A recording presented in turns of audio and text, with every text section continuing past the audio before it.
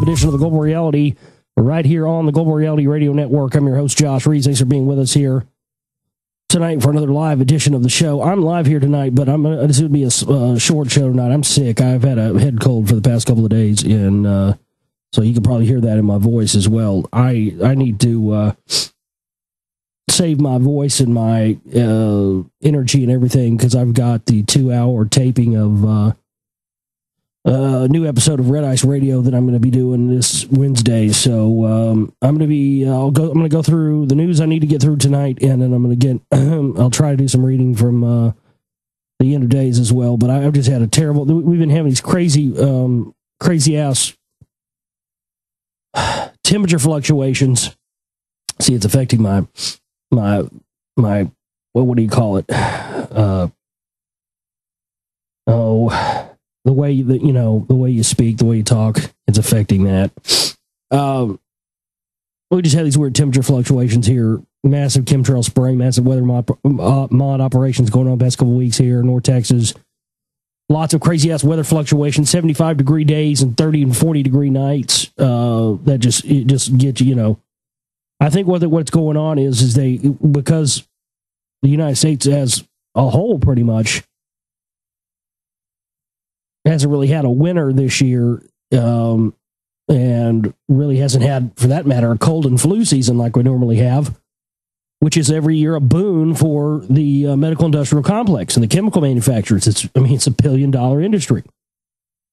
So what I think is going on is that they've had to resort to other tactics because of the lack of a cold and flu season and stuff. So, hey, let's go out and spray some chaff and I put a video up last week of some chemtrails here locally. It's pretty insane. I actually shot some more footage after that. It was crazy. I didn't even put it up yet, but there was some more after that. It was just gridding out everything. It looked like old school, chemtrail pics you see from 10 years ago or something. But because I don't feel bad is the thing. It's all in my head. It's just a head cold. I'm totally congested, can't breathe, feel like I'm underwater. I never get sick, man. Ever. And that's the thing about this. It's not one of those colds where you feel, all you want to do is lay in bed and be under a blanket. I'm not like that. I feel fine. I want to be doing stuff, So I've just been working on researching and working on doing that kind of stuff and looking at different things and looking, just doing what I normally do, continuing my research and stuff like that. So I'm going to do an abbreviated show for you here tonight because like I said, this is just kind of difficult to do, and I've just had to that's why I was starting later tonight because I didn't know if I was going to do a show. Man, yeah, yeah, people in the chat room saying, you do sound under the weather. Yeah. But the thing is, I feel okay. I don't feel bad. If I was miserable and wanted to be bedridden and all that, I sure shit wouldn't be up here. I'd be, I just play rebroadcast. But that's the whole thing is I actually feel okay. You know what I mean? I feel normal. I just feel like I'm fucking being held underwater. It's like I'm being waterboarded by snot over here. That's what it feels like. My website where this broadcast originates from is www.theglobalreality.com. It's www.theglobalreality.com. Theglobalreality.com. That is my website. And that's where you'll find the links to listen to the streams. You'll find archive shows, past shows, all that stuff. All my documentary films are up there as well. And you can get your copy of The Secret Right Volume 2, my newest film, which is out right now. It's on DVD and Blu-ray. And get yourself a copy of that. The Blu-ray is just a fantastic representation of the film. It just looks so good in high def and big and booming and all that stuff. If you order DVDs and stuff like that, or you have back orders, you have past orders, any kind of order, if you haven't gotten your DVDs and stuff yet, you'll be getting those. Well, if you're not international, if you're international, it's going to take it takes a while. It's a couple of weeks for international stuff to get there. You got to be kind of more patient on those. We say allow 2 to 4, 4 weeks, something like that. Generally, what I tell people from the time you order, generally, give it the same amount of time, because I'm not always able to get to the post office immediately, and sometimes it's more efficient for me to wait until I have 3 or 4 orders to take at once. You know what I mean? So, and that's where I'm at. So those will be getting sent out this week as well. We also have the Chip and Banner there at my website, theglobalreality.com. It's how you support our work. We don't have commercials. We don't have advertising. We don't have sponsors, any of that stuff. I'm not going to get into emails, and I don't think I really have any. I just went from Scott about the suggestions about operating costs and sponsors and different approaches and all that stuff. Because I talked about last week, we didn't reach our goal for funding $1,500 that we needed for our preliminary budget for the next film to go out and shoot footage and go and look at some of these other buried sites. We didn't reach that goal, and so I had stated that if we didn't reach that goal, that I wasn't even making films anymore. And so if you didn't hear that announcement on Friday, I'm no longer making films. I'm no longer be making documentary films. I'll be concentrating on doing the radio show, and also I'll be working on maybe a book on the Secret Right as well. And that's it. I can't continue to make films in this way. I got to have a budget to do them, otherwise I can't do them. And we haven't made anything back from Secret Right Volume 2 at all. And so I'm unable to continue doing documentary films. If somebody wants to give me $1,500 for a preliminary budget, somebody wants to give me $5,000 for a budget for this film, or $10,000, great, fine. I'll make the film. But as it stands right now, it's not going to be done, which sucks, because this is vital, key information. I got so many excited people about this. That's really what's disappointing me the most about it, is I'm letting so many excited people who wanted to help out on this film, they're going to be really let down. Because I really had a lot of people who wanted to, be involved with this. But unfortunately, all those people, it's great those people want to be involved. But we need people that want to be involved financially as well. We need people that believe in this research and believe in this work, believe it's something that needs to be out there, that want to put money behind it. And if we don't have that, I can't continue. And so I'm not going to read your email, Scott. I'm not going to go through all that stuff, because honestly, I've said my piece on it, and I'm not really interested in talking about it. I appreciate the advice, appreciate all that. But I really don't feel like spending too much time or airtime talking about that kind of stuff. People know the score here. If you believe in what I do, and we have to have money to continue like everything else, we have no outside income from this. I don't sell advertising sponsors. I will not do that. I refuse to do that. I'm not going to pander to that bullshit. I'm not going to do it. I'm flat not going to do it. I've said my piece on it. I'm not going to do it. If somebody wanted to come and say, hey, we want to sponsor your show, this, that, and the other, okay, I would work something out with them. But that hasn't happened. I've tried contacting sponsors. They're not interested. So, if people want to see my work continue, they'll donate. Up to this point, they have continued to do that, even though it hasn't been exactly what we as much as we need. We get by every month, but we need to do more than get by. Otherwise, the work's not going to get done. That's just the bottom line. So I can't really iterate that or go spend too much more time talking about that, because that's the score. If you want to help our work, great. You know where my website is. You know where the Chip and Band, the donate button is. We also have the address for P.O. boxes, for a P.O. box there. If you absolutely, positively cannot use PayPal, you can send a check to the P.O. Box there at my website.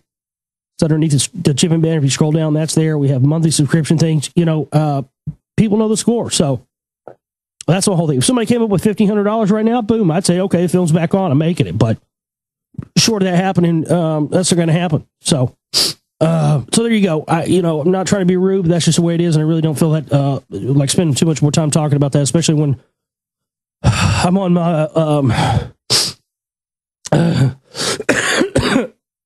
I'm on limited. You see this? Yeah, see, it's coming back now. So I really don't want to waste a lot of time talking about all that stuff, man. Just support where we can. We do need your support. We didn't meet our goal last month. Blah, blah, blah, blah, blah. We have, a few dollars. We got $10 or something in the past week. Just help us out if you can. That's all there is to it. Thank you.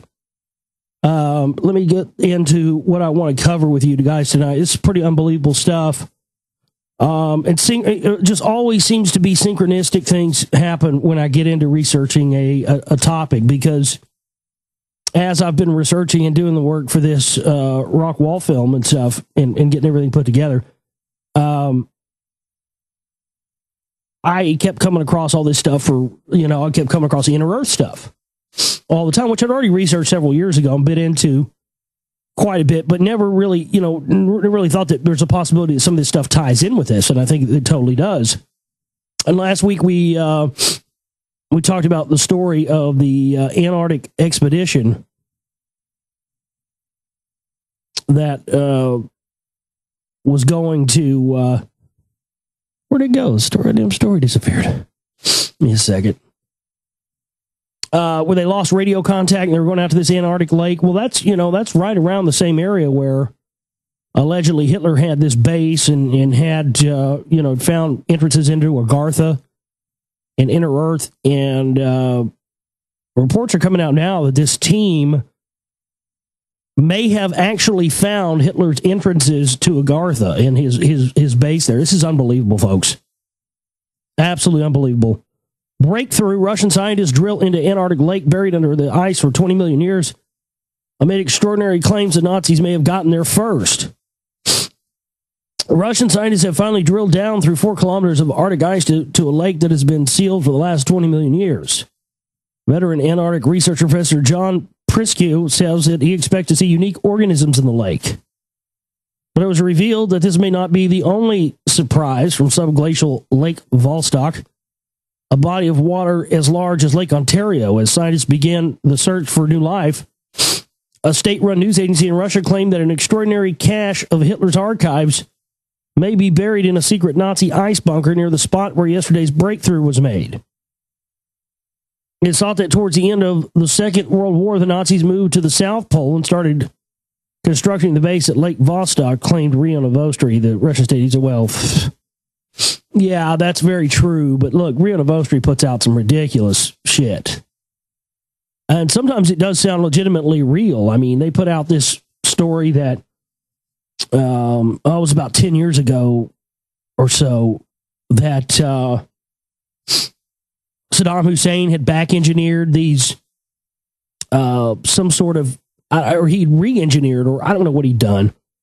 But supposedly they were these alien creatures, like these crab people, or some shit like this, some scorpion, I don't know, some chimera monster thing that he had resurrected from some ancient Sumerian manuscript or something and created these. I shit you not. This was in, I mean, hey, that very well could be true considering all the other things we know with the Sumerian text and all that. But at the same time, pictures and stuff like that and video and pictures of these tablets, all that helps. That helps the believability factor.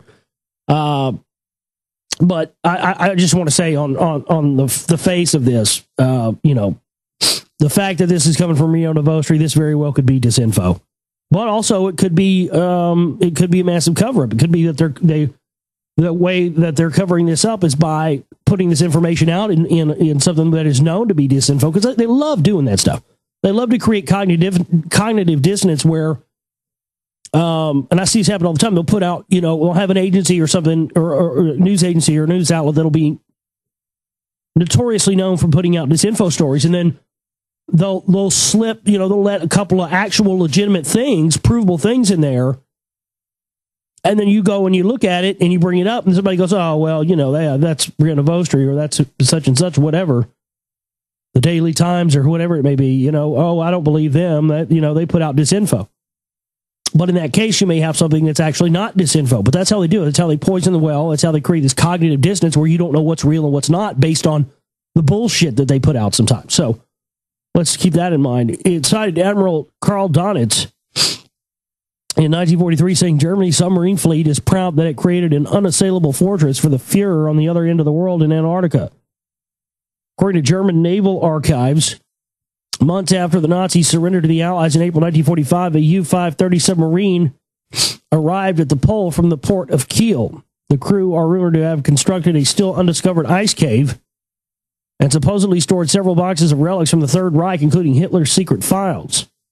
A later claim was that a U-977 submarine delivered remains of Hitler and Eva Braun to Antarctica in a hope that they would be cloned from their DNA.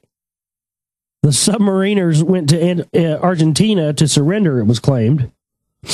Microbiologists say that the lake could offer a glimpse of unique life forms. The project has been closely watched by NASA and the Russian Space Agency. Our hope is that it will give a glimpse of conditions on Jupiter's moon Europa, where water is also believed to exist under a thick ice cover. The discovery of microorganisms in Lake Vostok may mean that perhaps the first meeting with extraterrestrial life could happen on Europa. Well, that's funny. Isn't that interesting, Europa? Wasn't that where fucking Avatar took place? The discovery of microorganisms in Lake Vostok may mean that perhaps the first meeting with extraterrestrial life could happen on Europa. Specialists at the Russian Arctic and Antarctic Research Institute will now test a sample of water that has been sucked from the lake and frozen. Last year, the expedition stopped 10 to 50 meters short of the lake after the weather closed in, and the scientists were forced to abandon the expedition. Academics say they found the only giant super clean water system on the planet. They forecast the extraordinary 5,400 cubic kilometers of pristine water will be twice cleaner than double distilled water, and any life will have developed in total isolation. We're not talking a new Loch Ness monster, though. We actually cannot really predict what to expect, an expedition source told Brianna Vostri.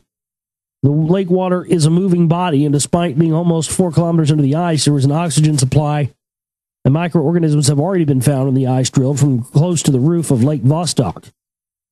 Professor Priscu told USNews.com in an email that crews had been working around the clock to finish the project before the Antarctic summer ended, which means no planes could fly from the remote Vostok station, where temperatures are currently around minus 66 degrees Celsius.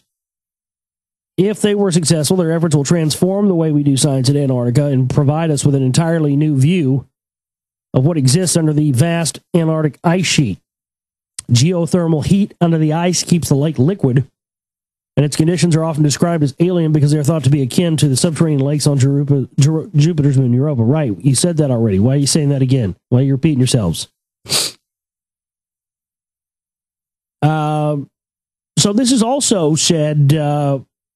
This is also, there supposedly is an entrance there, real near there to, around that same location into Inner Earth, Agartha. And that's very interesting. I mean, could that be what they're looking for there? Very well could be. Interesting article nonetheless. And this is interesting as well. This is another one of those cases of, I just love how the powers that be sometimes will, and the intelligentsia will oftentimes go out of their way to ensure us that we're out of our minds and believing that, this, that, or the other is this, but then they go way out of their way to cover it up. I don't get that. If there's nothing to it, why cover it up? Atlantis disappears again, but this time it's all thanks to Google. After 3 years, Google Earth's map has finally been updated to remove a grid-like pattern, which sparked rumors that the underwater city of Atlantis had been found. You guys remember this. We covered this back in 2009 when it came out. And it was, the city grid and all this stuff. Well, they've now summarily removed that. from Google Images, Google Earth, period. Now, again, is that really Atlantis or not? I don't know, but the thing about it is, whether it's Atlantis or whether it isn't, the fact of the matter is, it shows that there are civilizations that existed way back when that are now buried underwater. What about the step pyramids in Japan? Those are buried. And see, these all coincide with things that we read about in the ancient Sumerian texts, stuff like we've read in some of the Sigil stuff we've gone through. Because it shows that there have been these ancient civilizations that have come and gone on this earth. That's what the rock wall proves as well. The rock wall proves beyond any shadow of a doubt that there was a civilization, there was a structure there built by people 500 million years ago, maybe more. I mean, you're talking about the pre-Pleistocene era blue shale depositing, which took place over hundreds of millions of years. Well, the structure was built before that. The rock wall structure in Rockwall, Texas, yeah. So the precedent is being set here to, again, when people see this on Google Earth, whether or not it's Atlantis or whether or not it isn't, it piques a curiosity. Obviously, you can see roads going in and out of this thing.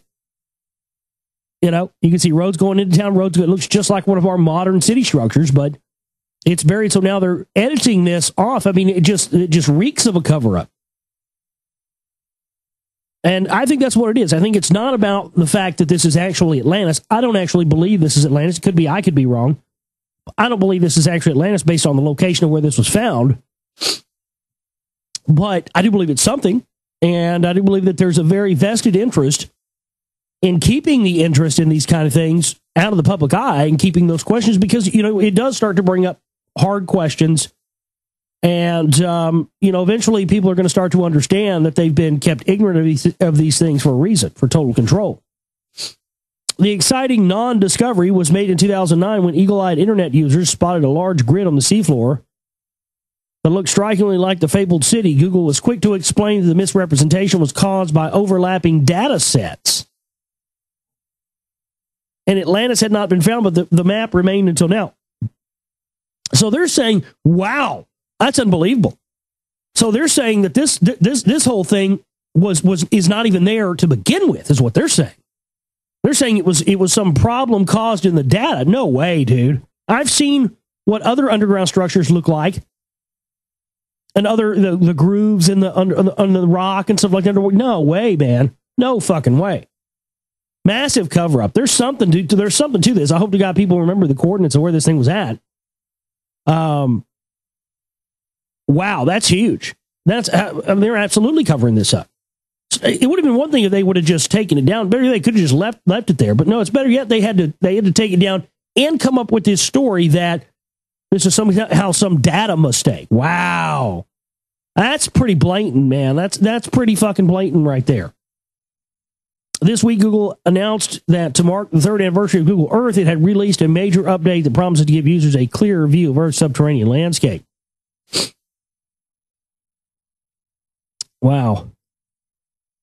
So, good job there, Google. Once again, discriminating on what we're allowed to know and what we're not allowed to know. Google absolutely is Big Brother. I mean, it absolutely is. It's all the way across the board, Big Brother. It's NSA, it's Echelon, all their tracking systems. They shut down Echelon, moved all tracking systems over to Google. Most of all traffic from the NSA servers goes through Google, all of it.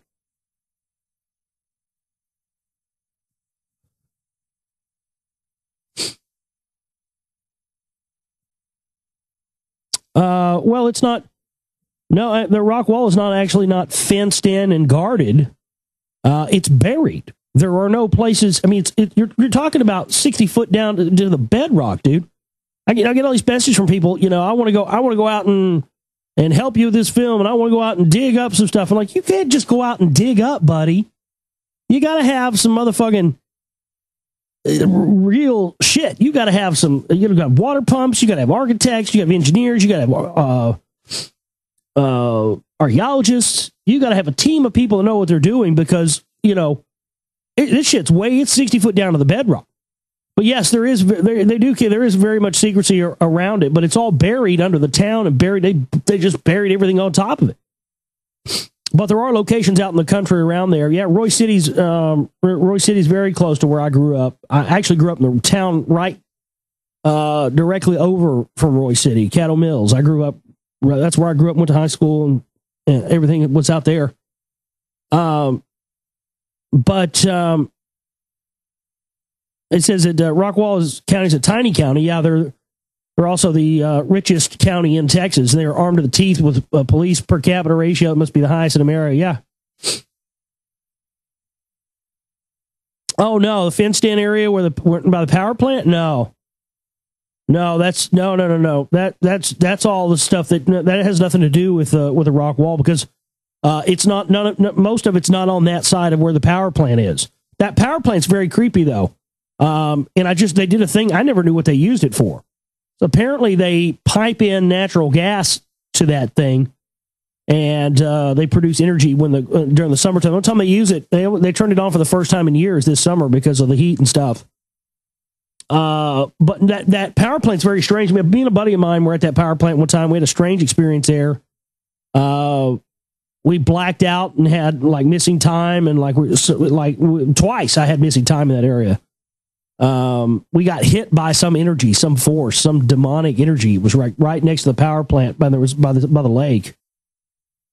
No, there aren't any. There are no currently exposed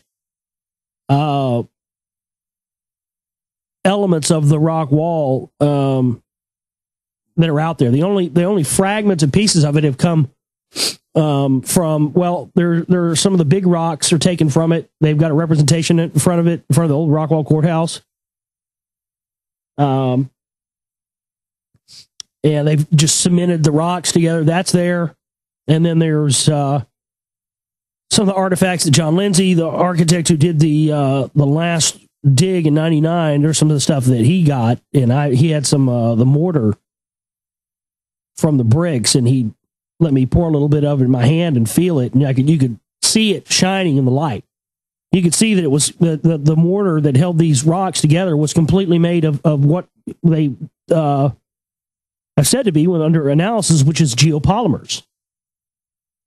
Multiple types of crystals brought together to make a polymer that sealed those rocks together. And we're talking about, when they got down to the top of the wall was built 6 feet above the top of the wall. There's a layer of the blue shale starts. This thing was built before the Pleistocene era. Basically, we're talking 500 million, we're real fucking old. This thing has the possibility to just throw everything up in the air. Science, religion, the whole thing. But hey, you know what? It's all for naught now because I don't know why we're still talking about it. I'm not going to be able to make the movie. But it's fascinating. That's why I continue to talk about it. That's why it's amazing to talk about. But like I said, it's a moot point for me now because it's too bad too because I got a lot of info. I guess it's, hey, they win yet again. All right, let's see what else we have on this garbage platter tonight. You know what really makes me sick? I just got editorialized here for a second. What really makes me sick? The fact that movies like mine that have information in them get, I think Secret Volume 1's had 40,000 views or something, which is just fantastic for me. In 3 years. We're talking about Volume 1. A video that some queer, and I'm not just using that term, looks like the guy actually is homosexual.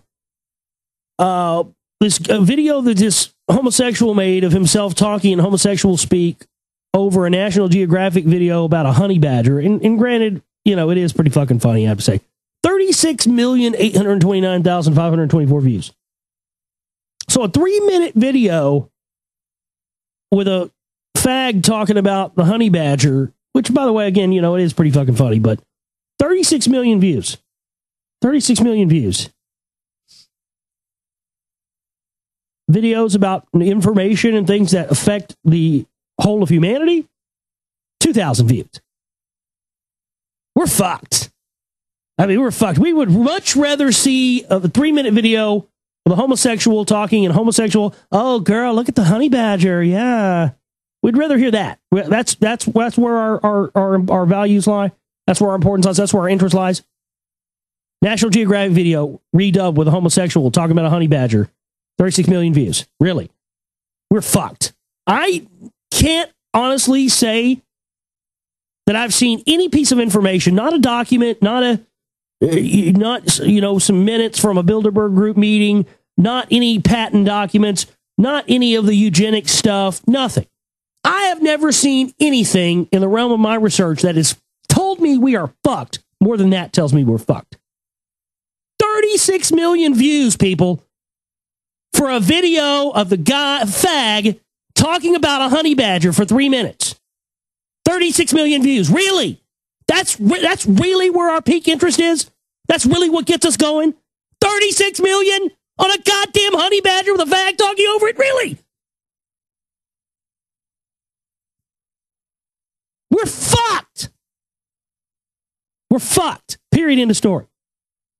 I wouldn't say that even about the deepest, darkest Rockefeller and Rothschild documents that I've read. I wouldn't even say that about that. Well, I see the 36 million on the honey badger with the fag talking over it. We're fucked. And I say, let it roll. Bring it on. I'm ready. I said it once. I'll say it again. Let's see some carnage. What do you got in you, you pussies? Bring it. I'm ready to see that shit. I want to see the Armageddon. You guys see that Super Bowl commercial with the 2012 shit? That was a hoot, wasn't it? Guys driving around. Fuck, man. Shit's going down. Like everything that could possibly anybody's ever predicted about 2012 was like lumped into that commercial. That was hilarious. UFO crashed over here. Fucking big robot, gigantic AI robot down over here. Volcanoes erupting over here. And homeboy went and got the Twinkies. Yeah, as for Zombieland, that was greatness.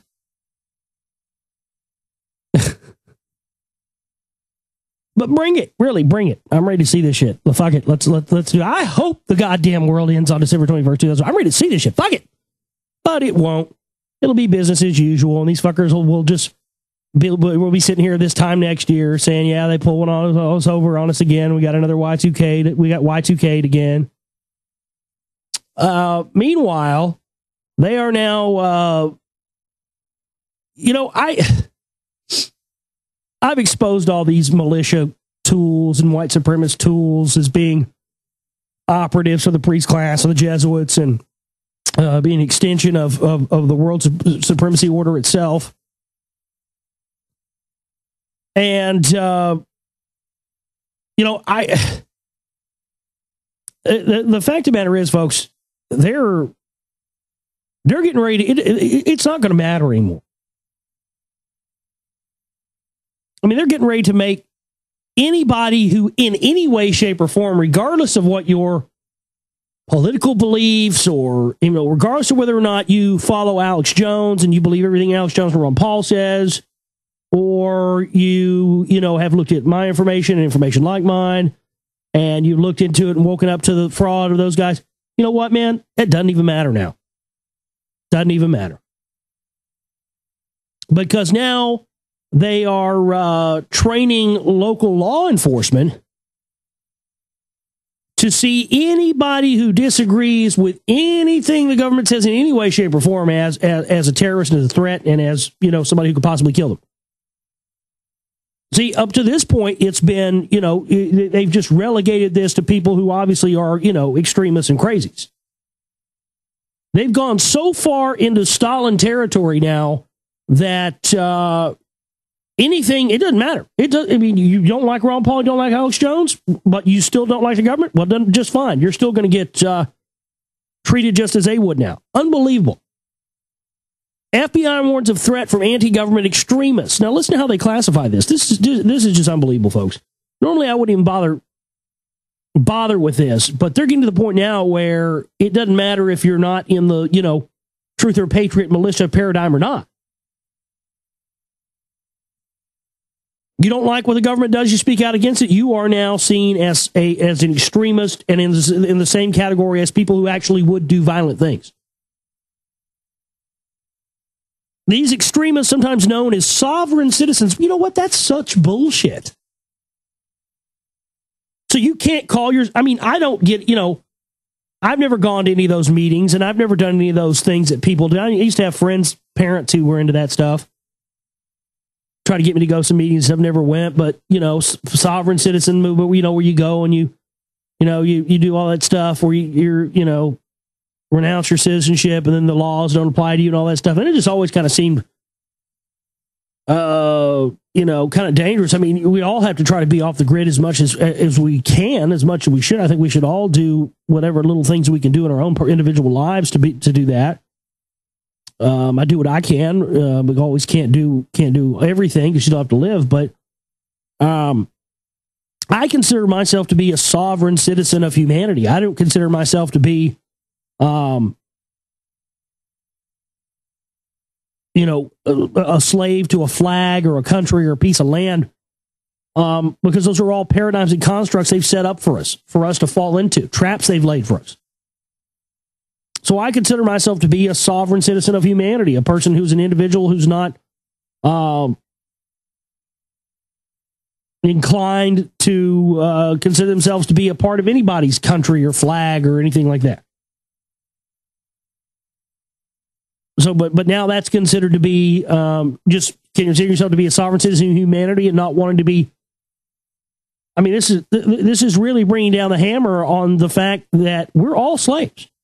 We are all slaves, and they're getting ready, I think, to just go ahead and just tell us, look, all this has all been horseshit. We've been lying to you. You guys are all fucking slaves. They believe that they can live outside of any type of government authority. FBI just had a news conference. Really?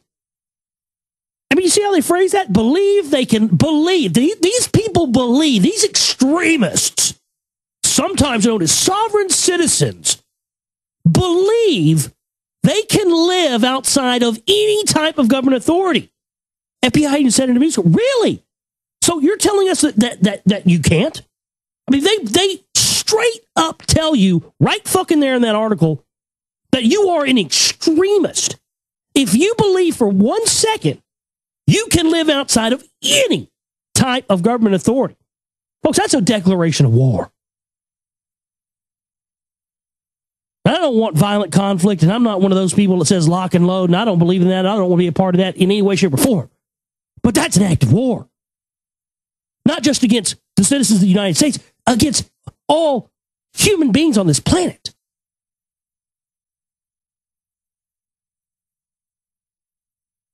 They believe they can live. Wow, these crazy people. What are they thinking? My God, they're insane. They believe that they can live outside of any type of government authority? How dare them? How dare them think that they're free? Wait a minute, I thought this was the land of the free and the home of the brave. Because shut up! You're an extremist. You can't live outside of any type of government authority. That's extremism. I'm blown away by that. They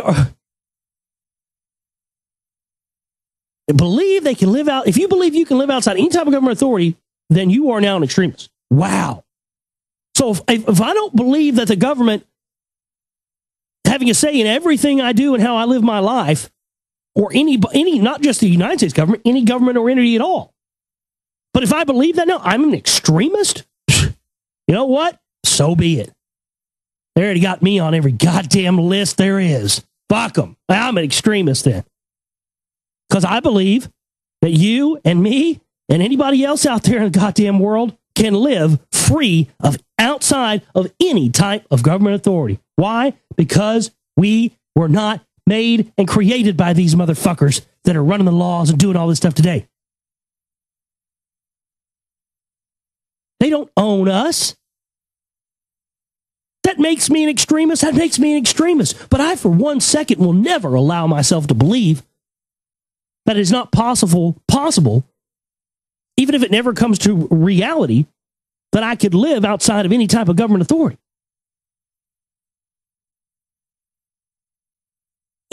I mean, that's one level above everything for me, dude. I can't believe these suckers would have the balls to even say that. These extremists may refuse to pay taxes, defy government environmental regulations. What the fuck is that supposed to mean? Yeah, fuck the government and goddamn environmental regulations. I'll dump my goddamn toxic waste where I damn well please. Yeah, I'll come dump my oil in your front yard there, Mr. Congressman. How you like that shit? I'm an extremist. I don't believe in goddamn environmental things. Keeping the planet there now. That's what them goddamn commies talk about. Yeah, them commies are all the environmental stuff. Shit. I'm going to go dump some goddamn motor oil in that congressman's yard. Yep. Fuck them. I'm an extremist. Defy government. Wow. Yeah, that's all that all the activists talk about that I've ever met in my life. Yeah, we meet once once a month. On Thursday nights at the cafe, never let me. And we talk about how we're going to defy government environmental regulations. Yeah. Oh, Bob, I hear they have a new protected area over at the lake for the white heron over there, the blue heron over there. Yeah, the heron are becoming very extinct. The government just set up some new regulations over there to keep these heron from going extinct. Well, by God, let's go in there and shoot them with a goddamn shotgun then. Fuck these motherfuckers think they can make us not. We can't defy government environmental regulation. I'm going to go kill me some goddamn blue heron. I bet them boys is good eating. Hell yeah. Woo! I mean, you never see that. That's what these extremists, these bubbas are. That's high on their priority list. They're sitting around figuring out how they're going to go defy some government environmental regulations. Boy, that's real revolutionary right there. Hell yeah, just like my forefathers in the Civil War did. They didn't allow them damn Yankees to tell them where they could dump their waste at. They fought for the South so we could dump our waste wherever. We defy government environmental regulations. That's what we do because we're extremists. It's ridiculous. It's completely ridiculous. These extremists may defy government environmental regulations. I mean, I've never seen that on the list of anybody that believes that they can live outside any type of government authority. I mean, you see, but that's what they do. They create this claptrap and this amalgamation of different things that really doesn't really apply in the real working sense, but they just blanket, make these laws and make these training courses for law enforcement, and people just buy it and believe that it's real. Just like they, believe Al-Qaeda's real because we saw airplanes fly into buildings. Routine encounters with police can turn violent at the drop of a hat, said Stuart McGraw. Okay, yeah. Notice how they put that in. We're still only in like the third sentence here of this article. Routine encounters with police can turn violent at the drop of a hat. So, what are they suggesting they do to combat that? You roll up, cop rolls up on a car and sees a live free or die sticker on the back of there, or, they'll pry my gun from my, they take my gun, they'll pry from my cold dead fingers, first the cartridge, when the ballot box don't work, cartridge box is next. I mean, next time you see any of those stickers or something on your car or something, you're not going to walk up and say, excuse me, when I pulled you over today? You're just going to walk and go, excuse me, boom!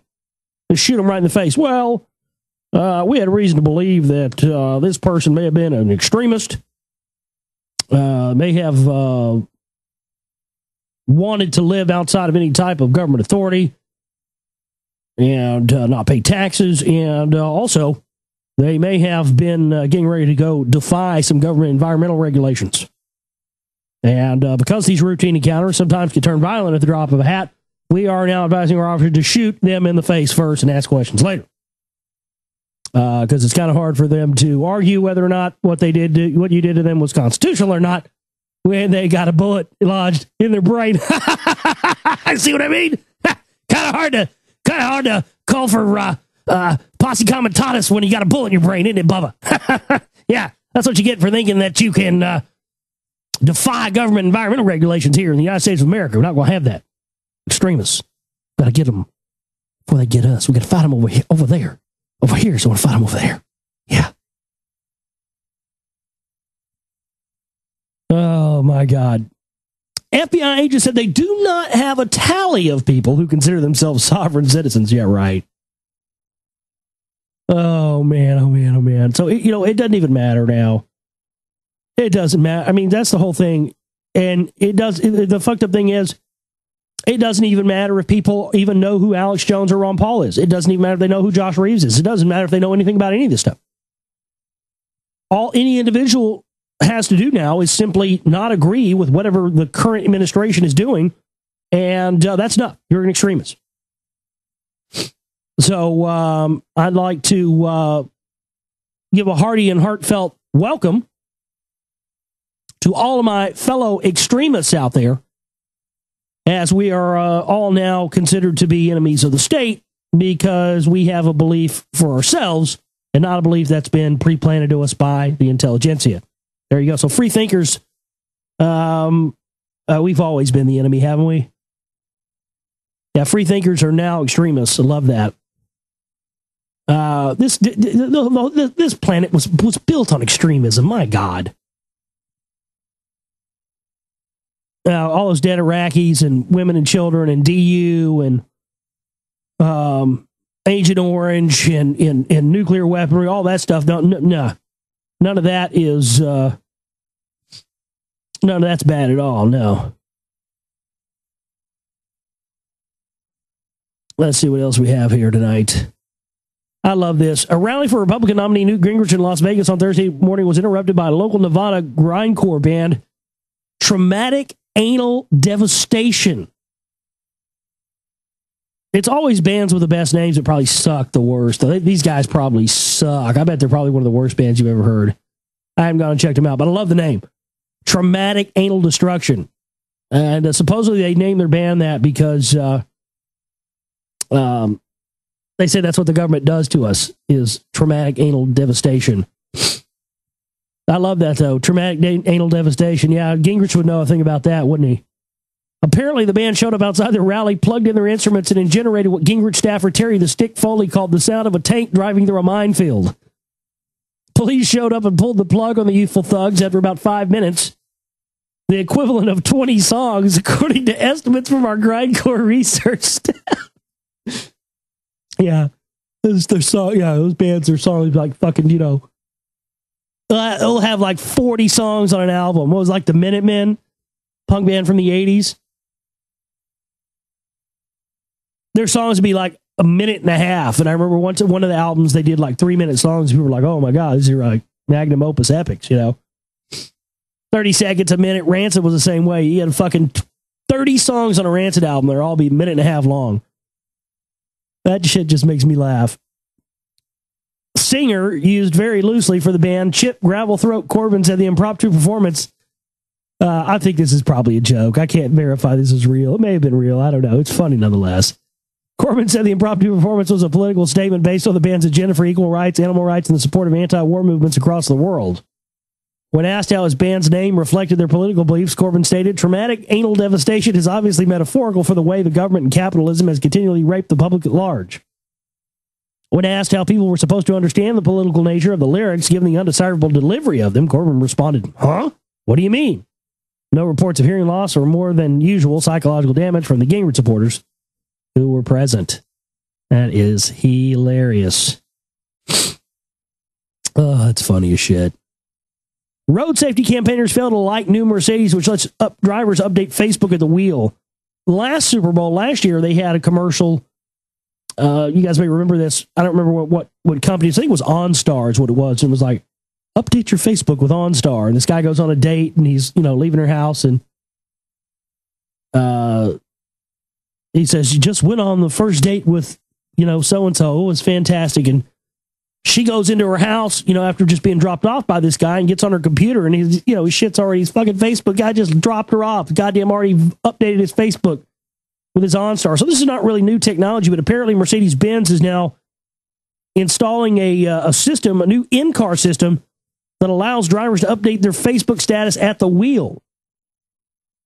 We put like a Facebook status update in a Mercedes. Well, that's just great. You know, I thought we're already laws against not texting while driving and that kind of thing. But so there's not, I guess there's not a law around putting a Facebook feature inside of a Mercedes. So that's how they're skirting it. That's just fantastic. That's just what we need. I'm not real worried about it though, because I don't know where you live, but where I live, ain't too many Mercedes cruising around here. Well, let's just leave it at that.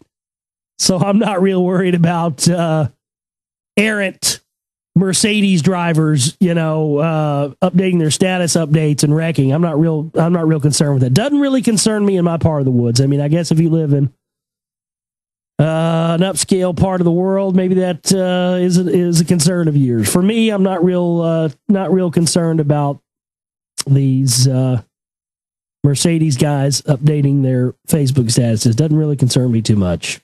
I don't know. Maybe I've got my priorities out of whack. Okay.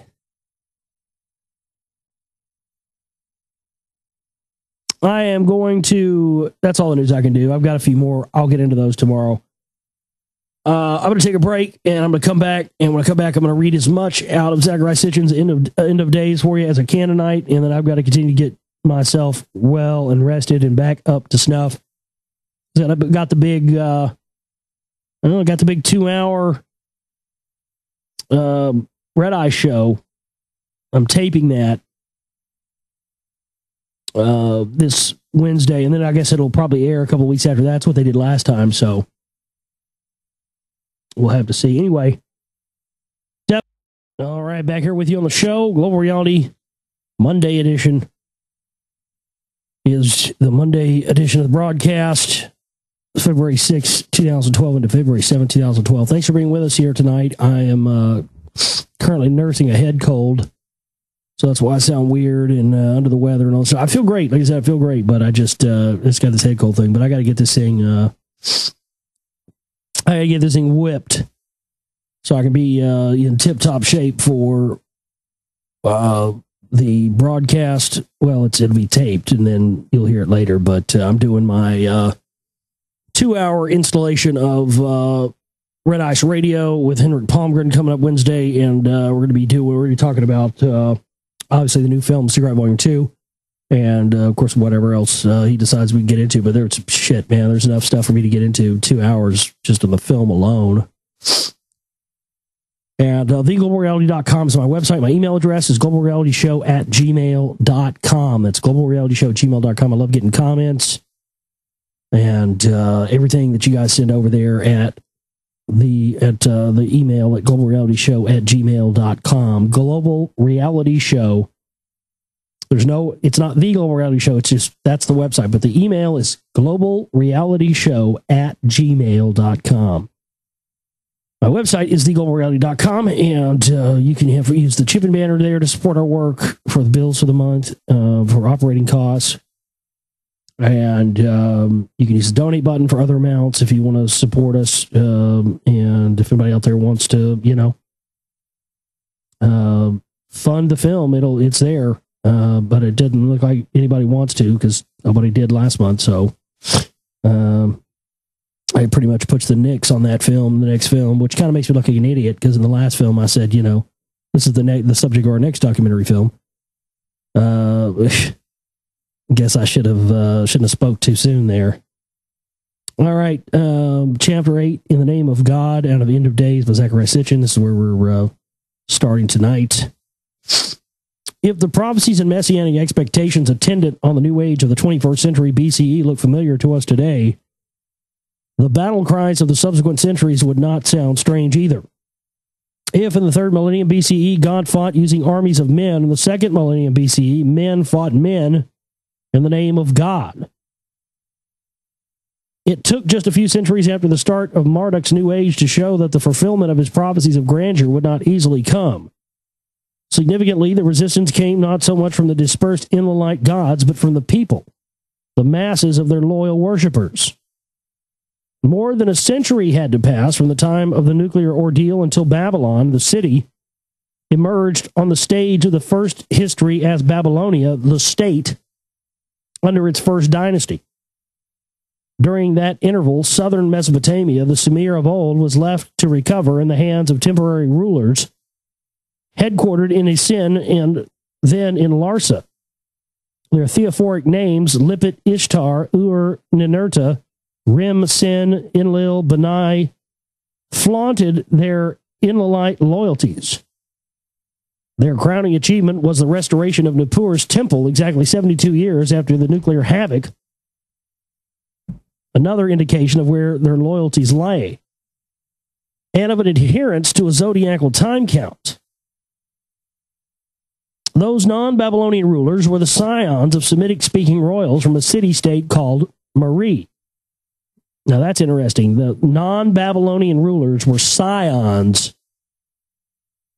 of Semitic-speaking royals from a city-state called Mari. That's why do you think the same people that funded Hitler to exterminate Sephardics, meanwhile Ashkenazis go on, untouched and go on continuing to be the tools of the Vatican through their banking interests.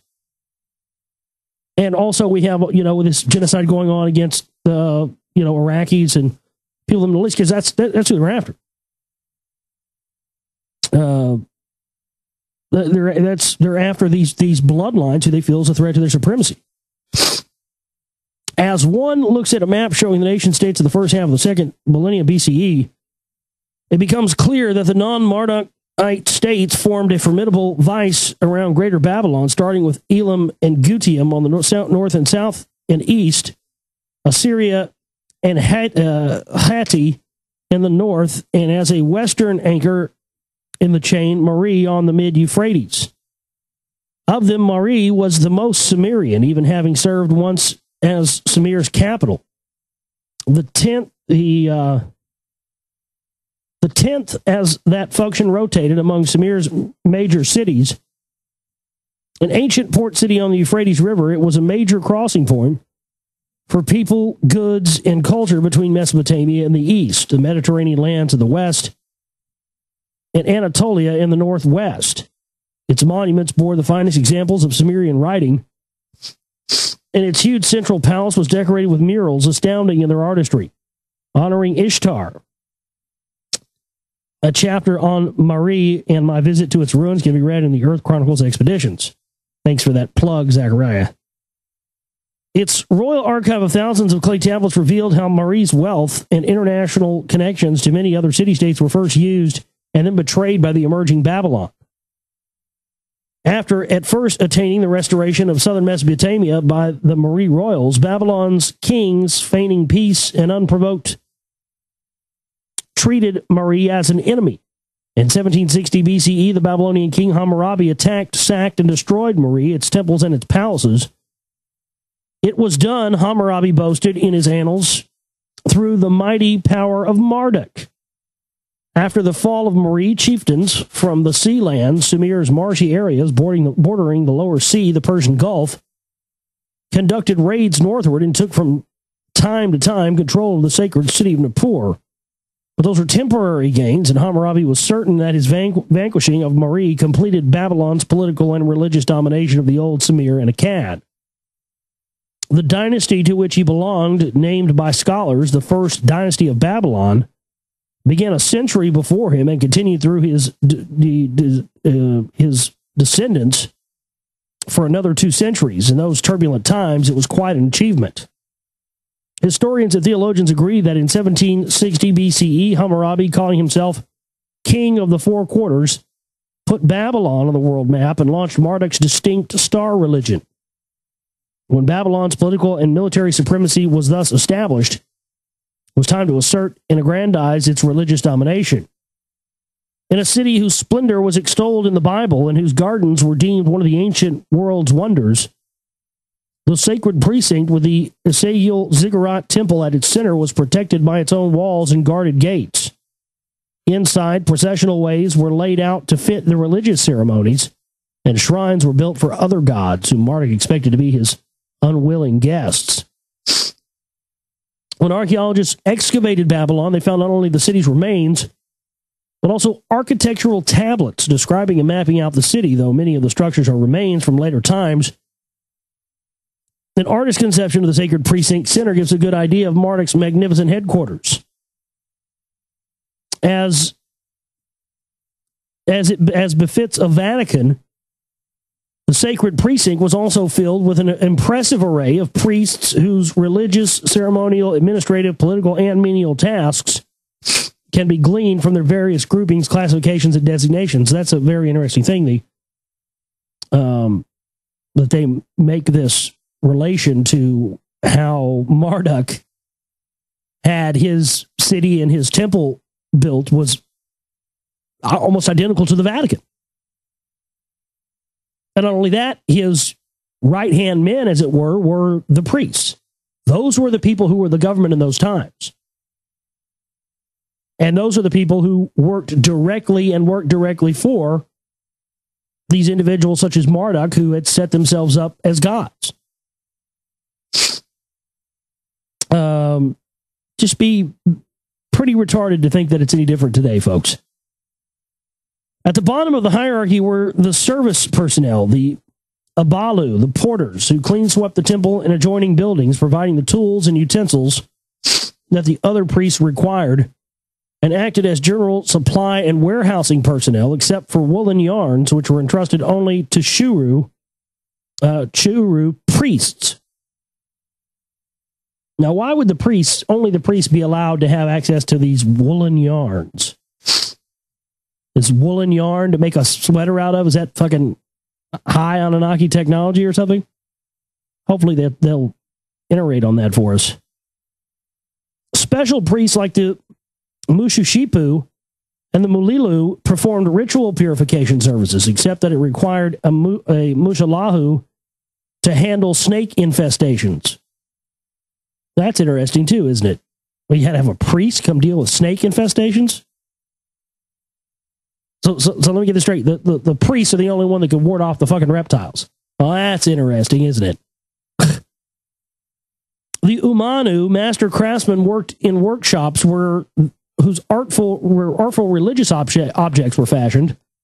The Zabu were a group of female priestesses, chefs, and cooks who prepared the meals. Other priestesses act as professional bewailers in funerals. The Bakate knew how to shed bitter tears. And then there were the Shengu, simply the priests, who oversaw the overall functioning of the temple, the smooth performance of its rituals, and the receiving and handling of the offerings, or who were responsible for the god's clothes and so on. They're little bitch personal assistant. No wonder these priests are all like, Secret Right 2? We're supposed to be shepherds, and shepherds smell like sheep. That lispy, queer, fucking Jesuit, and the guy had to play that twice. That just, oh God, it was too fucking funny. So now we know where that comes from. These guys were personal interior decorators and personal assistants to the gods. No wonder they're fags. I mean, aren't all interior decorators and personal assistants homosexual? I mean, yeah. There you go.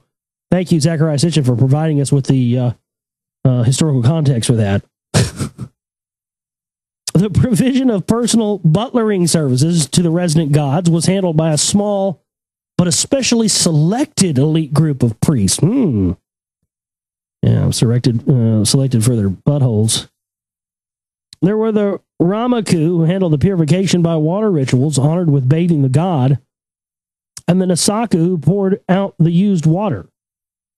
The anointing of the god with sacred oil, a delicate mixture of specific aromatic oils, was placed in specialized hands, starting with the Abaraku, who mixed the ointments, and included the Parashu, who performed the anointing. In the case of the goddess, the priests were all Inuks. Whatever the fuck that means. Then there were altogether other priests and priestesses, including the sacred choir, the Naru, who sang the Lalaru, who were singers and musicians, and the Manabu, whose speciality was lamentations. In each group there were the Rabu, the chief, the one in charge. As envisaged by Marduk, once his Asayil Zerot temple was raised heavenward, its main function was to constantly observe the heavens, and indeed the most important segment of temple priests were those whose task it was to observe the heavens, track the movement of stars and planets, record special phenomena such as a planetary conjunction or an eclipse, and consider the heavens' bespoke omens. and if so, to interpret what they did portend. The astronomer priests, generally called the Mashamashu, included diverse specialities. A Kalu priest, for example, specialized in watching the constellation of the Bull. It was the duty of the Lagaru to keep a detailed daily record of the celestial observations and to convey the information to a cadre of interpreter priests, these making up the top priestly hierarchy. This is interesting. You get a whole breakdown of the hierarchy of the priests in the time of Marduk. That's it's very reflective of our of the power structure that still exists today, but we're given this fiction of what our power structure is. But in reality, our power structure today still exists of this kind of setup of the priests and all this stuff being in direct connection with the overlords. And they give us all this bullshit of sin and God and all this stuff, and it's it's butt touching overlords, man. That's really what it boils down to. They included the Ashipu, omen specialist, the Mahu, who could read the signs, and the Baru truth tellers, who understood mysteries and divine signs. A special priest, the Zakiku, was charged with conveying the divine words to the king. Then, at the head of those astrologer priests, was the Uragalu, the great priest, who was a holy man, a magician, and a physician, whose white vestments were elaborately color trimmed to the hems. Notice that? So let me get this straight. The great priest, the guy on the tip top of the pyramid, right? The guy who's running the whole show, the guy who's directly working with Marduk or whatever god is currently in charge. He was a holy man who was a magician, not a musician, a magician, a doctor. That's amazing. Because a magician and a physician and a musician, those are all pretty much close to each other. The discovery of some 70 tablets that formed a continuous series of observations and their meaning named after the opening words of the Enuma, Anu, and Lil revealed both the transition from Sumerian astronomy and the existence of oracular formulas that dictated what a phenomenon meant. In time, a host of diviners, dream interpreters, fortune tellers, and the like joined the hierarchy. But they were in the king's rather than the god's service. In time, the celestial observations degraded to astrological omens for king and country, predicting war, tranquility, overthrows, long life or death, abundance or pestilence, divine blessings or godly wrath. But in the beginning, the celestial observations were purely astronomical and were of prime interest to the god Marduk, only derivatively to king and people. It was not by chance that a Kalu priest specialized in watching Enlil's constellation of the Bull for any untoward phenomena. For the main purpose of the Asagil Az Observatory was to track the heavens zodiacally and keep an eye on celestial time. The fact that significant events prior to the nuclear blast happened in 72-year intervals and continue to do so afterward suggests that the zodiacal clock, in which it took 72 years for a precessional shift of 1 degree to occur, continued to be observed and adhered to. It is clear from all the astronomical and astrological texts from Babylon that its astronomer priests retained the Sumerian division of the heavens into 3 ways or paths, each occupying 60 degrees of the celestial arc: the way of Enlil for the northern skies, and the way of Ea for the southern skies, and the way of Anu for the central band. It was in the latter that the zodiacal constellations were located, and it was there that Earth met heaven at the horizon. Perhaps because Marduk attained supremacy in accordance with celestial time, the zodiacal clock, his astronomer priest continuously scanned the skies at the horizon. The Sumerian An-Ur heaven base, there was no point in looking up to the Sumerian An-Pa, heaven's top, the zenith.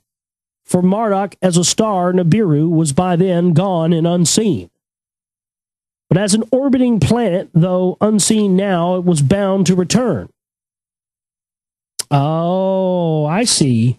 See, that we got into some of this last week, and we've started to see this. People have all this confusion about how can Marduk be a star, and how can these be people and stars simultaneously? And I think we're starting to see the real truth in that. I think that what that is, undoubtedly, is the fact that the reason that they've associated themselves with these different planetary beings is because that planetary being represents a location that they travel to via Stargate to another Stargate, which is located on Earth, which corresponds to that individual god. Each planet in Stargate corresponds to that individual person who is God, in this case, Marduk. And so it would stand to be seen that because of the precession of the planets, that when certain planetary alignments occur, some of these different stars and planets are closer to the Earth than they are, and it's almost like it's radio signal, like the where the closer they are in proximity to the Earth, that's when they can come down and assume rule, and then they have to go back for a period of time. That's really what it seems like. But as an orbiting planet, though unseen now, it was bound to return. Expressing its equivalent of the Marduk is Nibiru theme, the Egyptian version of Marduk's star religion openly promised its faithful that a time will come when this god star or star god would reappear as the Aten, or the Aten. It was this aspect of Marduk's star religion, the eventual return, that directly challenged Babylon's Enlilite adversaries and shifted the focus toward renewed messianic expectations. Of the post-Sumerian actors on the stage of the old world, four that grew to imperial status left the deepest imprint on history. Egypt and Babylonia, Assyria and Hatti, the land of the Hittites. And each one had its national god. The first two belonged to the Enki Marduk Nabu camp. The other two were beholden to Enlil, Ninurta, and Adad. Their national gods were called Ra Amund and Bel Marduk. Bel is the same as Baal or Baal. So wow, Baal, and I had no idea that Baal was associated with Marduk. Because remember in the Bible, in the times of Jesus, all the Jews were all Baal worshipers. They didn't want to give up their Baal worshiping to take on Jesus. Wow, that's a whole new perspective. I never really thought. That makes total fucking sense. That's why the Jews were all Baal worshipers, because they were the leftovers from the worshiping Marduk. And so they got the people divided. Oh my God, that's genius, isn't it? I mean, they were doing divide and conquer even back then. Think about it. Jesus rolls up on the scene, who's obviously is, one of them, and causes this friction between whether or not they're going to worship the new Messiah, Jesus, or whether or not they're still going to worship Baal, which is associated with Marduk. So once again, even back then, and thousands of years ago, in the before Sigourney Weaver, back thousands of years ago, these fuckers were running the divide and conquer even then. So I guess it's safe to say where the divide and conquer today was coming from, same place it was coming from then. My God. So that's why I read this stuff, dude. It's not about whether or not you agree with Sitchin or not. I don't agree with the guy either, but there's little things that you pick up on that really give you a lot of perspective. Their national gods were called Ra, Amun, and Bel Marduk, Ashur, and Teshub. And it was in the name of those gods that constant, prolonged, and cruel wars were fought. That sounds familiar, doesn't it? The wars, historians may explain, were caused by the usual reasons for war: resources, territory, need, or greed. But the royal annals that detailed the wars and military expeditions presented them as religious wars, in which one's god was glorified and the opposite deity was humiliated. However, the looming expectations of the return turned those wars to territorial campaigns that had specific sites as their targets. The wars, according to the royal annals of all those lands, were launched by the king on the command of my god. So and so the campaign was carried on in accordance with an oracle for this or that god, and as often as not, victory was attained with the help of unopposable weapons or other direct help provided by the god. Now, they say history is written by the victor. Well, in this case, all of humanity's history has been written by the victors of these gods who, got their team to be victorious because of, weapons or whatever else that they were given to their side. But we think it's crazy that our military has, back engineered alien technology. When, from the sound of it, this has been going on for centuries, thousands of years. In order for these people who have set themselves up as gods to retain their worshipers. That's why they haven't wiped us all out. These guys are too obsessed with being gods, and they have to have some people worship them. That's why we're all still here today. You can't have a kingdom and be ruling over if you don't have, people worshiping you. I'm getting to my end now. I'm going to go as far as I can here. An Egyptian king wrote in his war records that it was Ra who loves me, Ammon who favors me, who instructed him to march against these enemies, whom Ra abominates. An Assyrian king, recording the defeat of an enemy king, boasted that he replaced in the city's temple the images of the city's gods with images of my gods, and declared them to be henceforth the gods of the country. Brings a whole new perspective to religion and how you view it, doesn't it, folks? These guys have just been setting themselves up as gods everywhere, setting up worshipers, and we've been going and fighting and killing and destroying each other over who's got the best god, when in reality, all these fuckers are the same, and they all set this up as their entertainment for us to fight and kill each other over. Literally. That's what all of this has been for up to this point, folks. We're just entertainment for these fuckers. Oh, man, oh, man, oh, man. Well, at least there's a lot more of us awake right now than there was 10 years ago. That's why we got to just continue to try to do our best to get all this information of, a different mindset, a different view out there, no matter whose it be, mine, somebody else's. We just got to continue to get all this info out there. But I gotta call it tonight, man. I got over the stopped up stuff right before the show, and now it's coming back, so I'm starting to feel like poop again. Please support our work if you can, folks. Please donate. We need some cash right now. We don't have any in the account after paying all the bills last week, and we didn't reach our goal for the film, so that's not going to be, the next film's not going to be made once we get cash for that. Just help us out if you can. My name's Josh Reeves. I love each and every one of you. TheGlobalReality.com is our website. You guys have a good one. We'll see you later.